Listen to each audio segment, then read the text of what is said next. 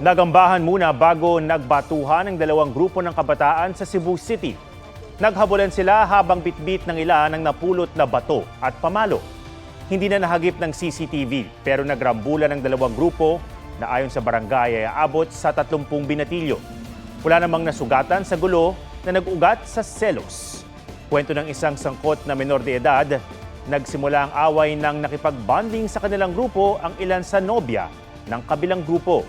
Ipapatawag ng barangay ang kanilang mga magulang. Sa Hunyo pa gugulong ang impeachment trial ni Vice President Sara Duterte pagbalik ng sesyon ng Kongreso. Kasama sa mga magliliti sa tahatol ang 12 senador na mananalo sa 2025 elections. May report si Joseph Moro. Afternoon of Monday, June 2, 2025. Thank you, Mr. President. Huling araw na ng sesyon ng Kongreso nang i-endorso kahapon ng Kamara sa Senado ang Articles of Impeachment laban kay Vice President Sara Duterte. Dahil nakabreak ng Kongreso, wala raw impeachment trial na magaganap hanggat hindi nagbabalik ang sesyon sa Hunyo. Kung may mangyayari mang aksyon o kaganapan kaugnay nito, yan ay mangyayari sa June 2, pag-resume ng Senado matapos ang eleksyon. Hindi namin ito mamadaliin. Noong December 2024, 3 impeachment complaint ang inihain laban kay VP Sara. Kahapon ng hapon naman, dinala sa Senado ang pang-apat na impeachment complaint na pirmado ng 215 na kongresista. Kung nagpa-banjing sila gawin ito, siguro wala naman silang basihan ngayon na madaliin kami. Hindi naman siguro makatarungan o tama na pagkatapos nilang upuan ito ng ilang buwan. Biglang pwersahin, pipilitin at sasabihan kami ng sino mang galing sa Kamara na, hoy, bilisan nyo, aksyonan nyo, ano ba kayo? Hindi. Hindi ganon at hindi ako papayag. Marami pa raw kailangang gawin tulad ng pagberipika sa lagda ng mga kongresista sa impeachment complaint. Pinanumpaan dapat yan sa harap ng Secretary General ng Kamara. Susuriin pa po isa-isa ng Secretary ng Senado yung mga pirma. Bawal po ang isig. Sabi pa ni Escudero, kung pagbabasehan ang natitirang araw ng 19th Congress, tiyak aabot ang impeachment trial sa 20th Congress. Ibig sabihin, kasama sa magdedesisyon kung convicted ba o hindi si VP Sara, ang 12 senador na mananalo sa eleksyon sa Mayo. Si Senadora Amy Marcos nanindigang lalabanan ng impeachment. I was ballistic. I was really angry. Ayoko talaga ng gulo, ng impeachment. Ayoko rin ng destabilization. Sa Mayo rin malalaman kung marire-elect ang 11 kongresistang tatayong impeachment prosecutors. If ever we have a new composition of the 20th Congress, then I think they will just elect a new set of prosecutors if ever. It does not stop the process. Kapag nagsimula ang impeachment trial, pwedeng ipatawag si VP Sara. Bilang abogado, pwedeng ipagtanggol ni VP Sara ang kanyang sarili. Karapatan naman ni VP Sara ang mag-waive ng appearance. Pero sakaling ipatawag at hindi pumunta, may kapangyarihan daw ang Senado na mag-issue ng subpoena. Kapag naipresenta na ang mga pleading at argument, nasa kamay na ng mga senador kung matatanggal si VP Sara sa pwesto. The senators are one by one asked to rule on each and every charge. It only requires one charge na makonvict siya, then she will be removed from office and be barred from any public office in our republic. Kapag na-impeach, ang maximum na parusa ay pagkatanggal sa pwesto at panghabang buhay na disqualification sa pagtakbo para sa anumang pwesto sa gobyerno. Pero sabi ni retired Supreme Court Associate Justice Adolfo Ascuna na isa sa mga sumulat ng 1987 Constitution, pwedeng mas mababa ang sintensya. There are instances where they also decide to impose in case of conviction just a censure. Yes, manatili pa rin sa pwesto.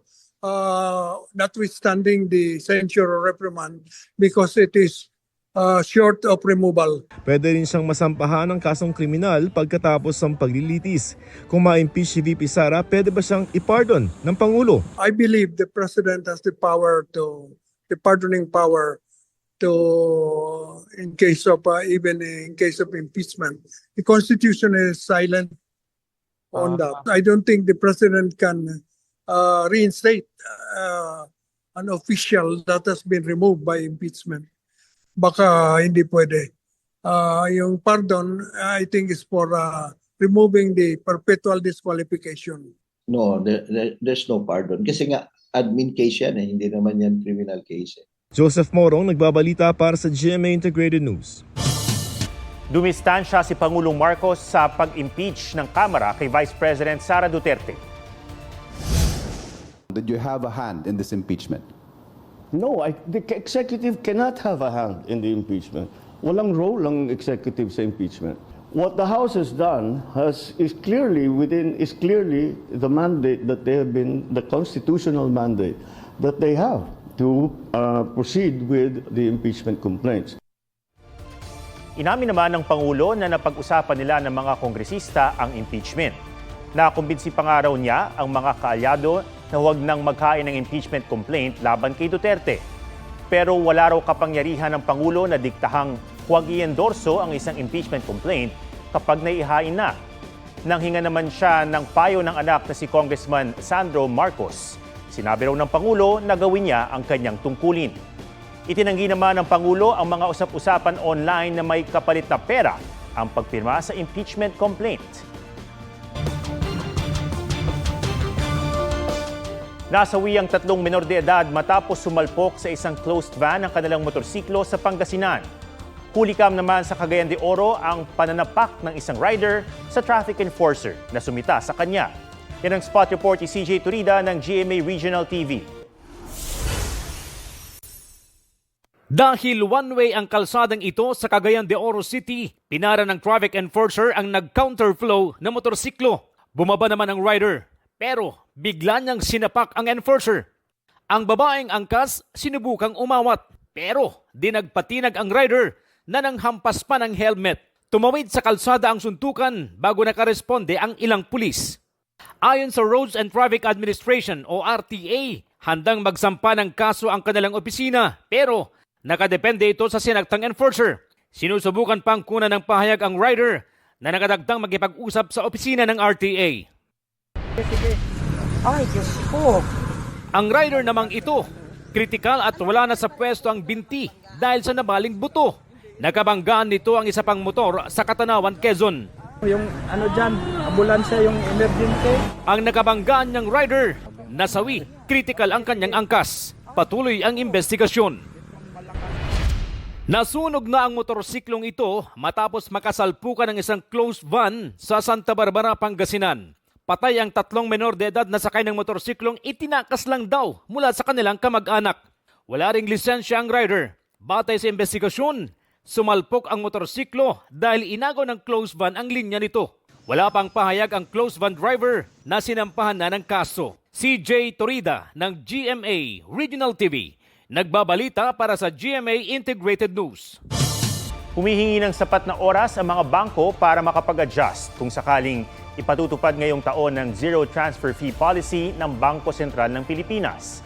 Ayon sa BSP, sana maglaan ng 2 taon para mapaghandaan ang planong pagtanggal sa binabayarang 8 hanggang 600 piso sa bawat electronic money transfer kung magkaiba ang bangko.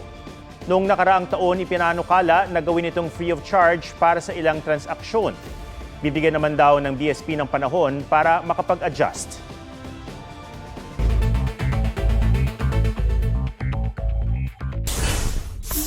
Tila motorcade ng isang ride-hailing app na nagdulot ng matinding traffic sa Cainta, Rizal, pinag-iimbestigahan ng LTO. Nauna lang humingi ng paumanhin ang grupo, pero pinagpapaliwanag pa rin sila. 2.7 billion pesos na halaga ng shabu, bistadong nakatago sa mga kahon ng pasta na galing Pakistan. Arestado ang 5 customs broker at consignee. Sasampahan sila ng illegal importation of prohibited drugs ng RA 9165. Termino ni PNP Chief Romel Francisco Marbil na magre-retiro na dapat bukas, extended ng 4 na buwan. Hanggang Hunyo mananatili sa pwesto si Marbil, lampas pa sa araw ng eleksyon. John Consulta, nagbabalita para sa GMA Integrated News. Usap-usapan online ang English-only policy na sinimulang ipatupad ng University of Cabuyao sa Laguna noong Lunes. Sa kanilang social media page, sinabi ng pamantasan na layan ng pulisiya na maging globally competitive at world-class ang kanilang mga estudyante, kaya isa na silang English-speaking campus. Lahat ng transaksyon o engagement ng mga opisyal, mag-aaral, empleyado o sino mang tauhan ng universidad dapat in English at for strict compliance daw. Wala na sa kanilang social media page ang anunsyo. Pabor kaya ang mga estudyante ng pamantasan sa English-only policy? Pabor naman po, it enhances our skills po to speak English fluently. Para rin po sa ma-develop yung natin professionally po. Dapat may specific, hindi po compliance na strict compliance po ang paggamit ng English po. Kasi po, minsan tayo, pag nasa discussion na po tayo, hindi po namin bilang hindi po naman talaga direct na fluent kami sa English kasi hindi naman po talaga, yun ang pinakaunang namin salita or gamit na wika. May i-revise lang po siguro sila sa sa policy ang ipapatupad po. Sabi naman ng grupong Gabriela Youth, English only? No way! Nakababahala raw ito at isang indikasyon kung gaano na kalala ang pagyakap sa utos ng dayuhan. Anila, ang English-only policy ay hindi sagot sa lumalalang krisis sa kalidad ng edukasyon sa bansa. Imbes na gawing parang robot na mahusay mag-Ingles, dapat daw turuan ang mga kabataan na maging kritikal mag-isip at maglaan ng sapat na pondo para sa edukasyon. Sabi naman ni Commission on Higher Education Chairman Prospero de Vera III, kinausap niya ang presidente ng pamantasan ng Kabuyao para maunawaan ang naging basihan at intensyon ng English-only policy. Pinayuhan din daw niya ito na magpaliwanag at bigyang linaw ang issue. Nanindigan naman ang pamantasan na ipagpapatuloy nila ang English-only policy sa kabila ng mga batikos. This is a program just to raise the level of English proficiency in the campus. Meron ng study na ginawa na merong declining English proficiency sa ating senior high schools. May nilinaw rin ang kanilang presidente tungkol sa polisiya. Actually, yung aking inilaunch ay talagang hindi naman ko tinatawag na English-only policy. Ang nilaunch kong program is for the pamantasan ng Kabuyao to be an English-speaking campus. Ian Cruz nagbabalita para sa GMA Integrated News.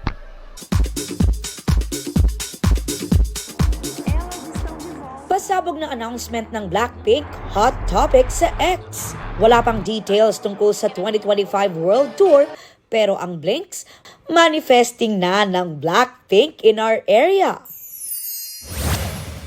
Achieve naman ni May Ilonggo Girl star Jillian Ward ang isang good deed. Sa ospital kung saan sila nagtitaping ng serye, binisita niya ang isang lolang may cervical cancer.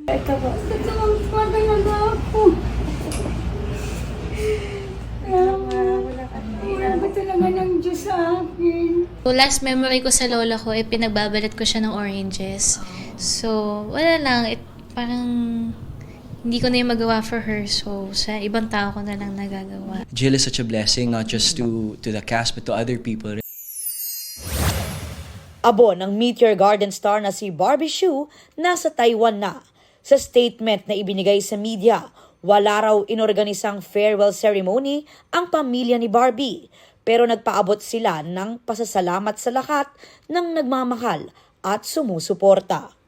Aubrey Carampel nagbabalita para sa GMA Integrated News. Nagpakitang gilas ang isang aso sa mga beachgoers sa Panglao, Bohol. Ang kanyang trick, skimboarding. Usuan na yan sa report ni Oscar Oida.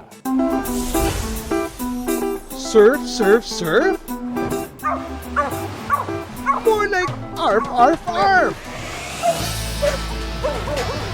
Nadadaigin kayo sa skimboarding ng asong si Brad. Kahit usual throw and fetch lang ang ginagawa nilang mag-amo sa beach ng Panglao, Bohol. Walang tapon sa cuteness at salong-salo ang mangha ng mga nakakakita. Tulad ni John Ryan na napadaan lang pero nakalibre sa dog show at napanood ang skills ni Brad on his board. 6 years old na ang half Labrador, half Aspin na alaga ng surfer na si CJ. 8 buwan pa lang daw si Brad nang simulan niya itong turuang sumakay sa skimboard.